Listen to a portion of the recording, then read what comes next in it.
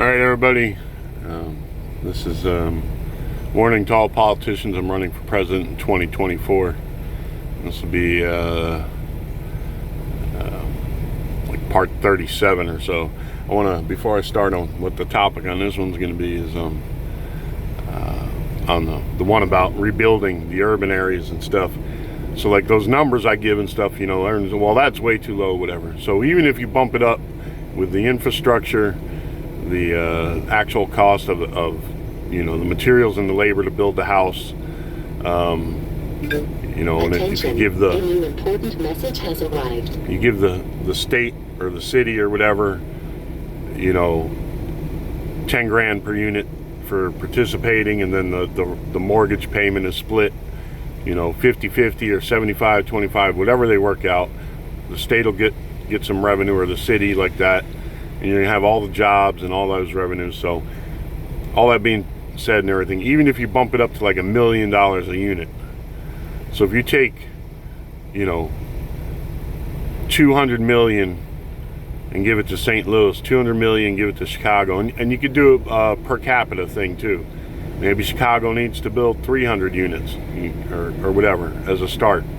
So the first year you go around and give these cities 200 million, 300 million, you know, 400 million, like New York, or you know, whatever. And the first year to get the ball rolling and get a 100, 200 units up, and then the next year you do the same thing, whatever. You set the parameters of what the plan's going to be. It's a one-time deal. You know, I already said, you know, it's an investment for the future, and if people blow that investment, don't do right by it and everything, then you say, oh well, you know. And if you rebuild these communities, businesses will go back in there, you know. And then if, you know, they burn them all down and nobody wants to put their business back in there, whose fault is it? So all that being said about that part, the next part's like taxes, the way people look at it and everything. Like I said, it's a system. Everything's got to flow. And these people, that they want to tax the hell out of corporations and people and stuff and everything. You're just going to drive companies overseas, and you're all social justice warriors, right? So they go overseas. Well, they do. They don't have labor laws in lots of these places. They don't have environmental laws. They're all concerned about that. So you're gonna have slave labor forces, you know, either south of the border or overseas. They don't have all the same rules that we have to play by. So you're gonna lose all your jobs. You're gonna create this slave labor force overseas. The corporations are still gonna get rich because they're gonna move their money overseas, and you're not gonna have any work here. You understand that? You got to start teaching economics and stuff and everything, basic stuff on how things work. There's cause and effect, you know, and there's no free lunch.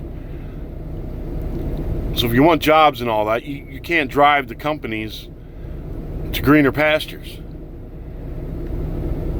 So you have to think about those types of things and stuff. And even if you do tax the hell out of them here and stuff, and you try and force them to stay here and all that kind of stuff, then you're just going to create a market for illegals to take jobs here. You're going to have sweatshops. Remember that term, sweatshops? And you're going to have a form of slavery here. Now, if you're all social justice warriors and the crime of slavery that we had in this country, you know, in our early history, if you're against that, what you're telling me, you don't care if Asians or Mexicans or whatever enslaved? You don't? What's the deal with that? You see what I'm saying? Let's cut through all the bullshit. Nobody puts all this stuff on the table. I'll make sure it's on the table. They're not going to bullshit. A new important message has arrived. You know, they're not going to, you know, try and brush stuff off and you know, make it out as you know, we're not trying to solve anything. You know, we're not trying to help anybody. Bullshit.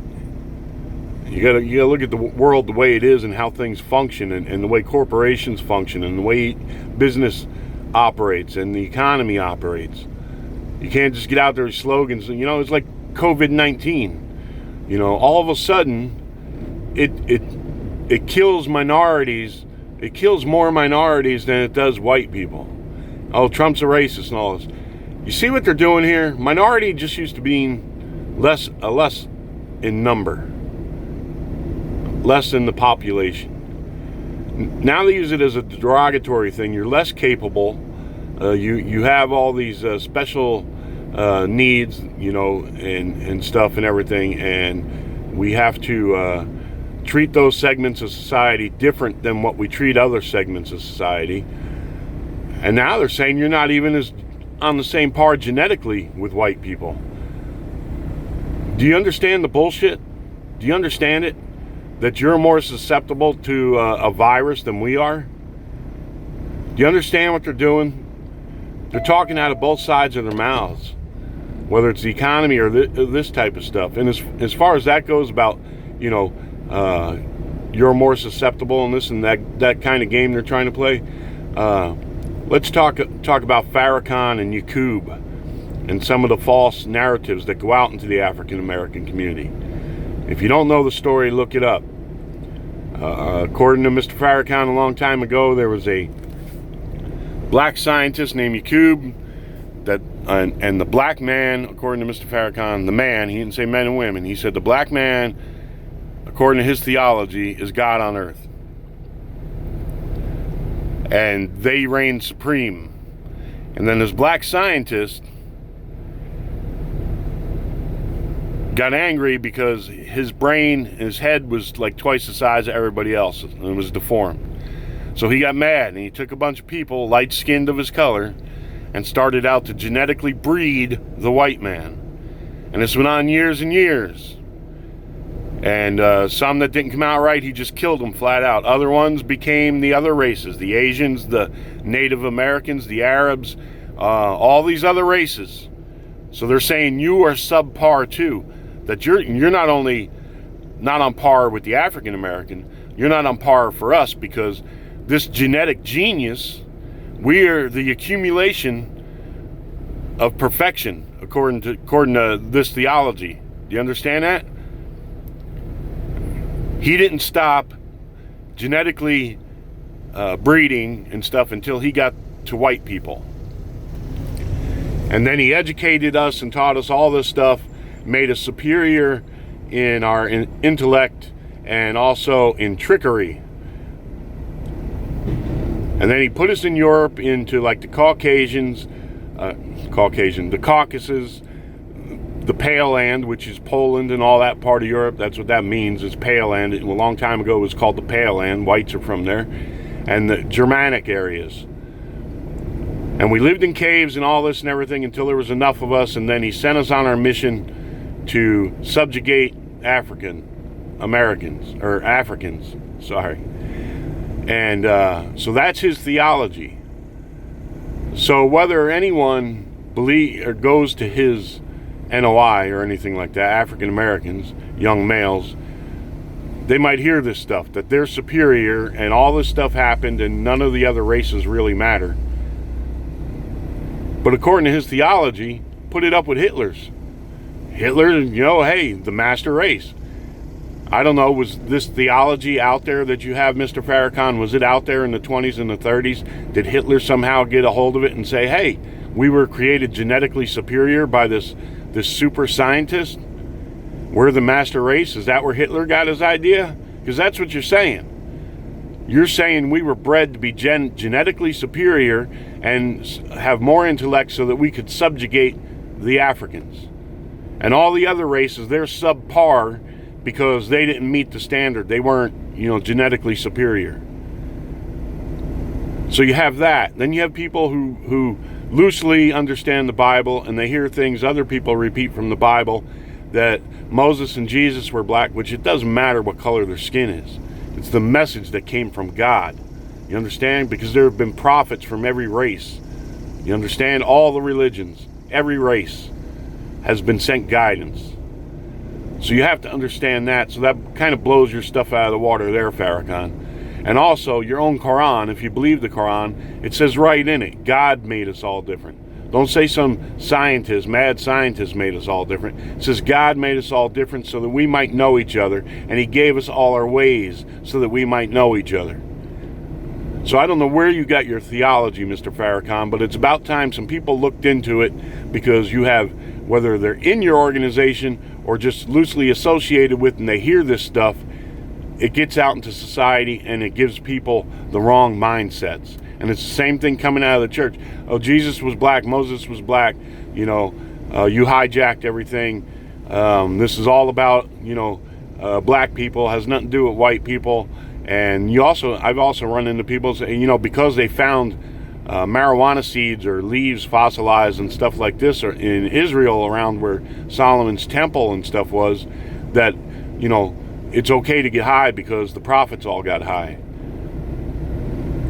Now, do you people understand what you're saying? The lunacy that, the prophets all smoked dope?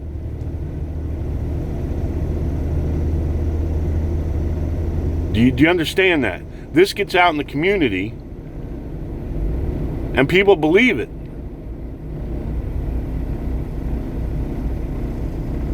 So you have white supremacy and you also have this black supremacy crap going on, filling people's heads with all kinds of stuff that, we were created to dominate them by an evil scientist, or that we don't matter and the other races don't matter because Jesus and Moses were black and they found some fossilized dope around the Temple Mount or something. This gets out there. People believe that and it influences them their whole lives, just like the garbage, the crap that's taught to the KKK. They teach the same thing. Jesus was, the great white wizard and all this and everything, the savior of white people.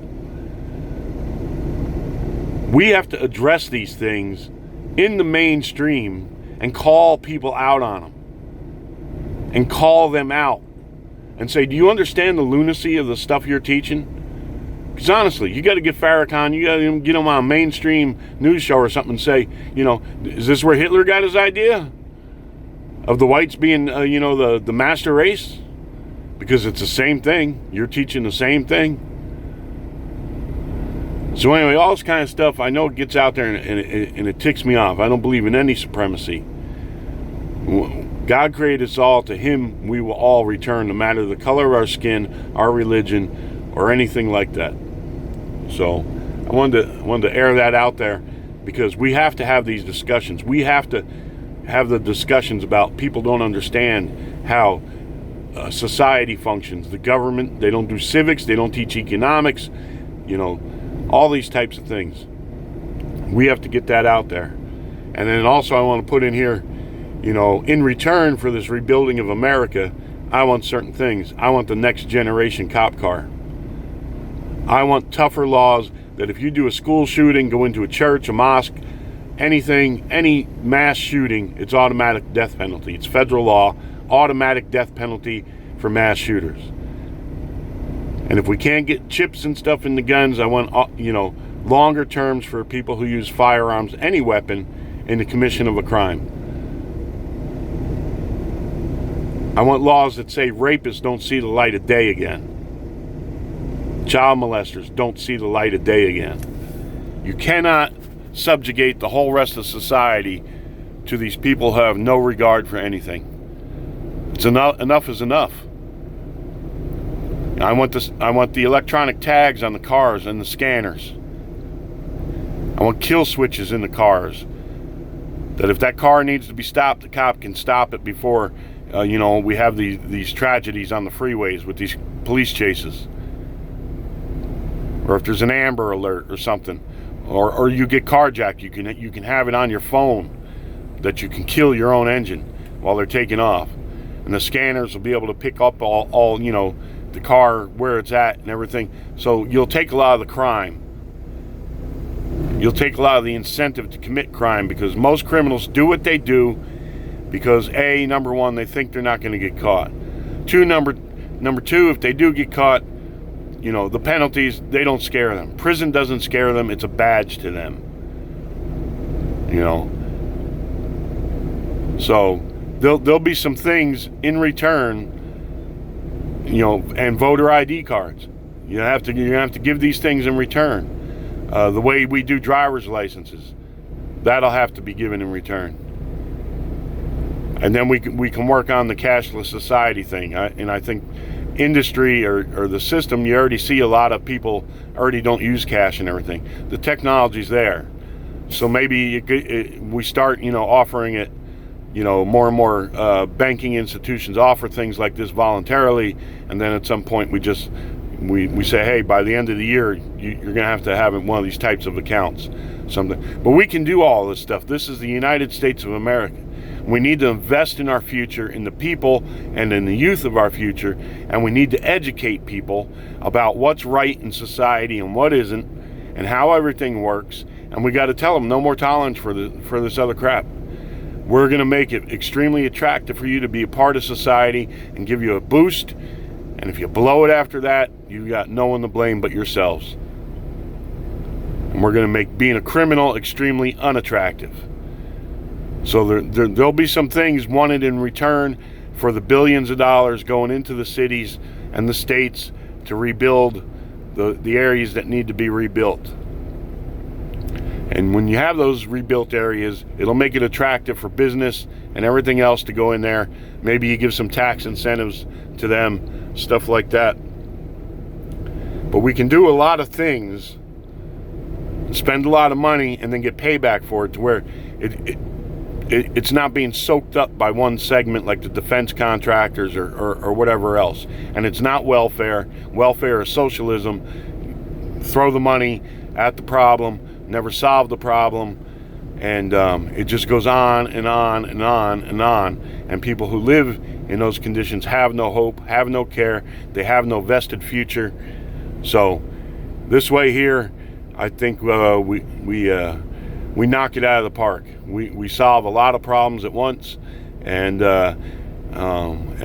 we stay hard on it too. It's not going to be halfway through and then you come back and try and change things and say, well, we'll just we're not going to make people get jobs to get these homes or any of that kind of stuff. No, sorry. There's going to be rules. You're going to stick to the rules. People who don't want to play by the rules, they suffer the consequences. Everyone's going to learn to be responsible for their actions. All right. Wish you all the best out there. God bless.